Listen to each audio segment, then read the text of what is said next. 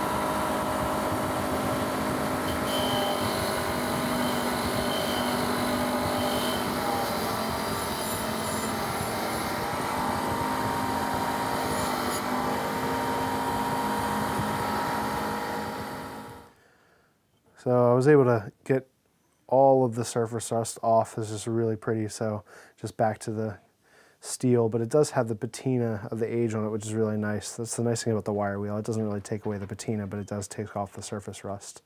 I did leave the paint on the bottom of the eye and a little bit as well on the top of the eye, because I just think that's a nice kind of history to this axe.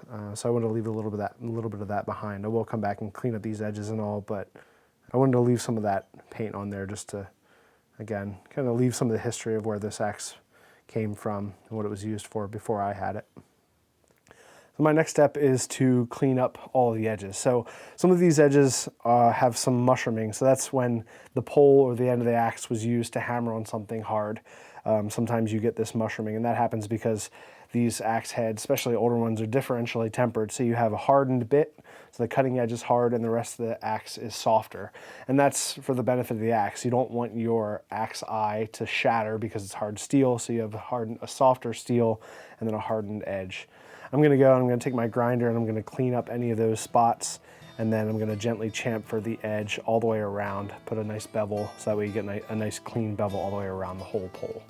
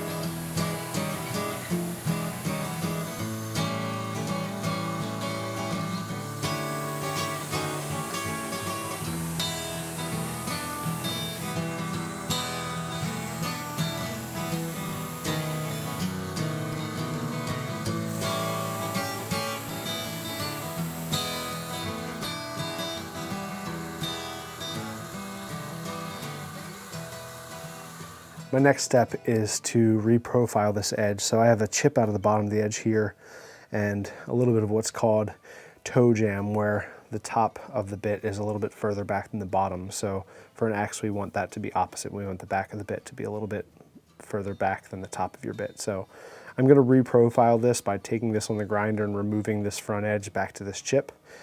But anytime you're doing any grinding on the edge of anything that's been hardened, you have to be really careful. So you'll see that I'll constantly dip it in water to keep it cool. If this edge gets up above 400 degrees, then I'm going to pretty much ruin the temper, and then I'm going to have to do a whole heat treat on this.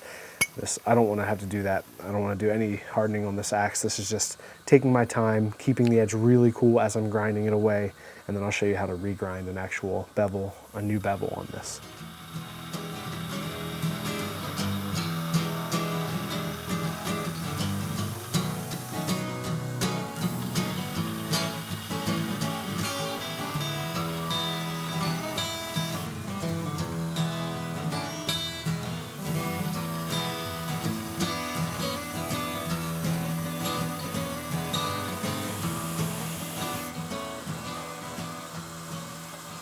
So I have the bit and the axe sitting at the right angle. I'm just gonna bring this in so it touches, line it up with the lines here. I'll go ahead and clamp that down so it doesn't have anywhere to move.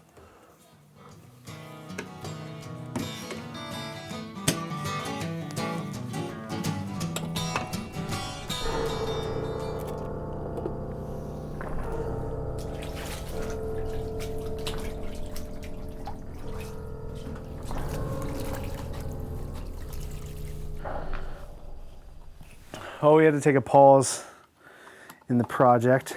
Like I said, it's a rainy day, and sometimes I get some water in my basement. Today is a particularly rainy day, and as you can see, I started to get some water. So this is my sump pump. This is usually working fine, but for some reason it's not pumping today, so I'm gonna see if I can pull it apart, figure out why we're getting no pressure before we get back working on our project.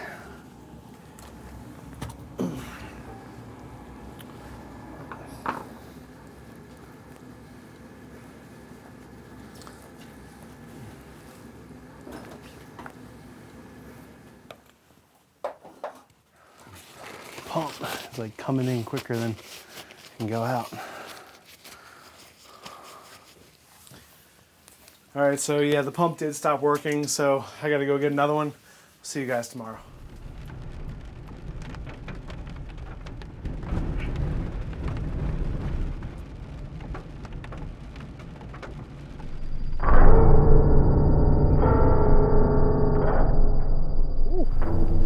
All right guys, welcome back. It is the next day. As you can see, it's a nice windy day. It's a little cloudy, but it's actually drier today. All day it's been dry. So we'll go down the shop and let me show you a little bit of what I did. So last night, after I ended up going out, I did pick up a new submersible pump, which is this. I got this, installed it, and kind of had to stay down here for a while and work with it. This is not an automatic pump, so plug it in, pump out the water, and kind of keep on it for a while. That worked out pretty well, and then again this morning, and I also ran the pump again. I did have the dehumidifier going all day, and yeah, just made sure that everything stays as dry as possible and kind of getting to the point now. There's still some kind of damp spots around, but it's to the point now that I don't have to worry about it anymore. It's ready to go, and we're ready to get back to work. So let's get back on the grinder, and I'll show you how I'll sharpen this axe. So fortunately, I had everything set up last night before I was so rudely interrupted with all the water and the pump situation. So I have everything ready to go. The jig set up, set at the right angle. So now it's just a matter of just working through my grinds both sides and putting my bevel on both sides evenly.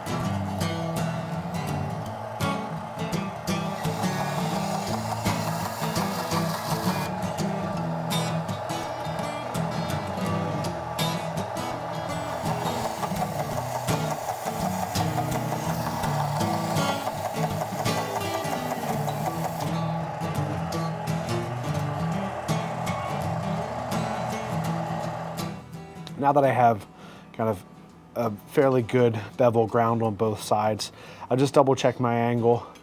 And right now I'm just short of about 25. So I want this finished angle, so the actual edge, to be about 27 and a half, 28.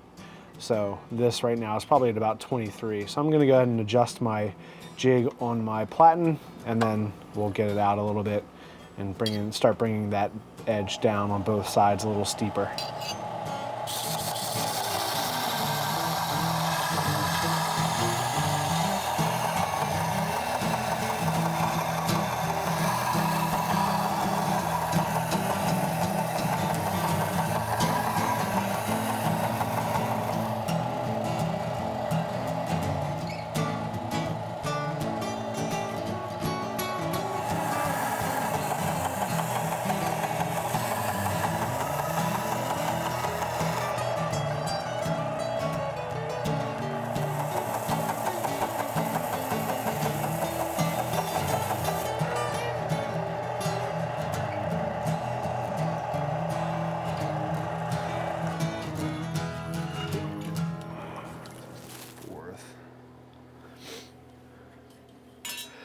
Now we're to the point where I've established my bevel.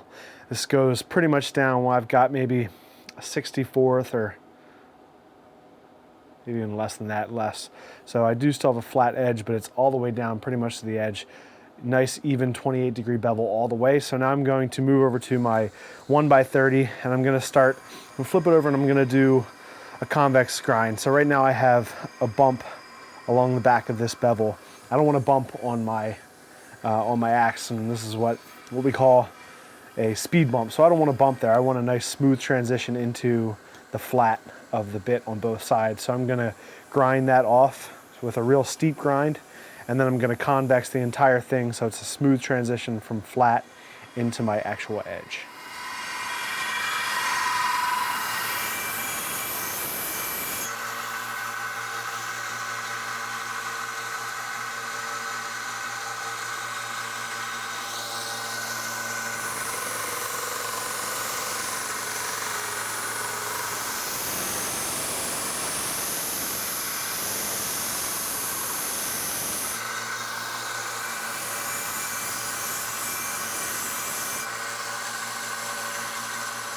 My next step is to do the polishing. So I have a belt, and I've shown this in some of my other videos, but I have an old worn out belt that I flip backwards, so I have the paper side out, and I'll just kind of load that up with some polishing compound, and then I'll go and I'll work basically buffing all the surfaces, hitting everything at least one more time to get it shined up, and then I'll go and I'll use that belt to strop the edge to get rid of that wire and to bring it down to a perfectly razor sharp fine edge.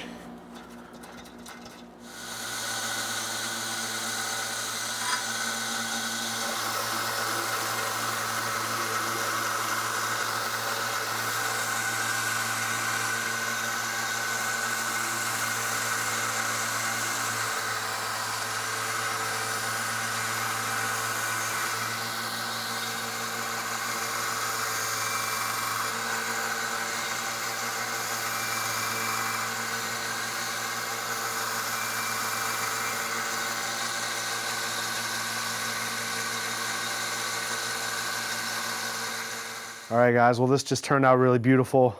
I love just cleaning up the poles and getting them nice and shiny and flat again, and a really nice chamfer, which will just protect those edges to kind of keep away from mushrooming in the future if this gets struck on anything hard.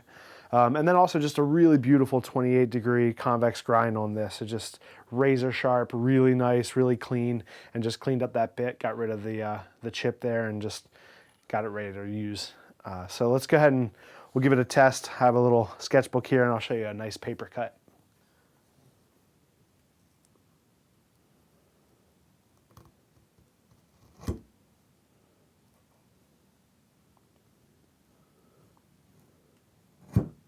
All right, so as you can see, this is really sharp, cuts really nice right now. So it's turned out really nice. I'm super happy with it. And it's gonna be really beautiful once I put it on a new handle, and I'm gonna make a new custom handle for this one out of ash, maybe 30 inches long or so. I'm gonna make that from scratch. So keep your eye out for that. That'll be another video coming up soon. So we made it through the flood. Shop's still here, and this axe turned out beautifully. Just kind of gave new life to this Collins Legitimus axe.